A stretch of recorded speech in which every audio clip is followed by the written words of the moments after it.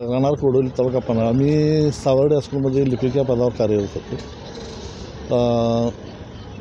असाध्य आजारी असल्यामुळे मला हजर करून घेत नव्हते म्हणून मी स्वेच्छानिवृत्ती मागितली होती. प्रचंड हेल्पाटी म्हणून 2007 ते 2009पर्यंत.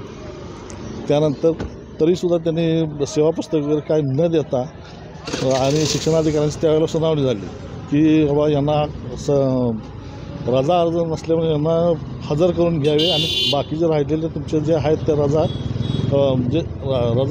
अर्ज असतील तरच ग्राह्य मान्य देतील, नाहीतर रजा तुम्ही टाकलेले रजा ग्राह्य मानणार नाही म्हणून. आणि मागच्या सगळ्या सह्या घेऊन पुढचं वेतन हजर करून घेऊन पुढचं वेतन काढण्यात येईल म्हणून संस्थेने त्यावेळेला कबूल केलं होतं. त्यानंतर मला हजर करून घेतलं, फिटनेस सर्टिफिकेट दिलं. त्यानंतर माझ्या रेग्युलर सह्या आहेत तरीसुद्धा माझा पगार काढला नाही. त्यानंतर सह्या घेणं थांबवलं. त्यानंतर मला फिटनेस सर्टिफिकेट तरी आणून दे, नाहीतर मग राजीनामा तर दे. त्यानंतर मग फिटनेस सर्टिफिकेट आणून दिले. सह्या मी जातच होतो पण सह्या घेत नव्हती. त्यानंतर 1 वर्ष जवळजवळ मी हलपाडे मारले, मला आता तरी स्वेच्छानिवृत्ती द्या, माझा पगार काढा म्हणून. तरीसुद्धा काही लक्ष दिलं नाही. परत म्हटले की मेडिकल बोर्डाचं सर्टिफिकेट पाहिजे म्हणून पूर्ण अनफिट ते, आणि मी प्रचंड हेल्पाट म्हणून प्रचंड खर्च करून मेडिकल बोर्डाचं सर्टिफिकेटसुद्धा आणून दिलं. त्यानंतर आता तरी म्हटलं मला स्वेच्छानिवृत्ती वगैरे द्या म्हटलं. मी सेवेतनं बाहेर जायला तयार आहे. आता म्हटलं तुम्ही सेवेतनं बाद केलं तर सुद्धा चालतं आहे म्हटलं मला. तर नाही एकत्र पगार काढूया असं करूया म्हणून मला म्हणजे 6व्या वेतन आयोगाची वेतन निश्चिती झाल्यानंतर मग तुमचा पगार काढूया. मग 13ला सर्टिफिकेट दिलं होतं, 16/8/13ला. त्यानंतर यांनी मला असंच पगार काढूया करत तंगवत नेलं. पुन्हा 15ला मी अर्ज करून पे फिक्सेशन स्वतः मुख्याध्यापकाने आणि मी स्वतः करून घेतलेलं आहे. मी हजरच होतो त्यावेळेला. मी स्वतः पत्र घेऊन पे फिक्सेशन करून घेतलेलं आहे. आणि त्यानंतर संस्थेनं मी म्हटलं की बाबा आता 15 साल आहे, 16 आता मी कायम येतो आहे, तुम्हाला माहितीच आहे म्हटलं. आणि अर्ज केला संस्थेकडे. मला बाबा आता 2016मध्ये मला आपलं 7व्या वेतन आयोगानुसार म्हटलं मला आपलं पेन्शन लागू करून द्या. मी त्यावेळेला स्वेच्छानिवृत्ती घेतो आणि माझा पगार आत्ता काढा. तर संस्थेनं मला कबूल केलं आहे लेखी पत्रानुसार. ते पत्र आहे 15 सालामध्ये, म्हणजे मे 2015मधलं.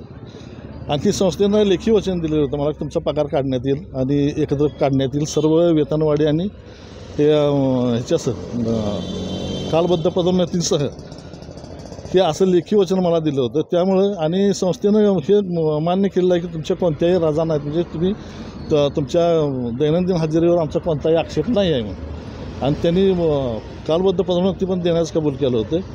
आणि त्यानंतर अचानक माझ्याकडे संस्थेने तुम्हाला त्रास देण्याचं कारण काय? हां, मग त्यानंतर माझ्याकडे त्यांनी हे मागितलं की चेक मागितली की आता रितसर आता पगार काढायचा आणि चेक द्या करू. म्हटलं कशासाठी?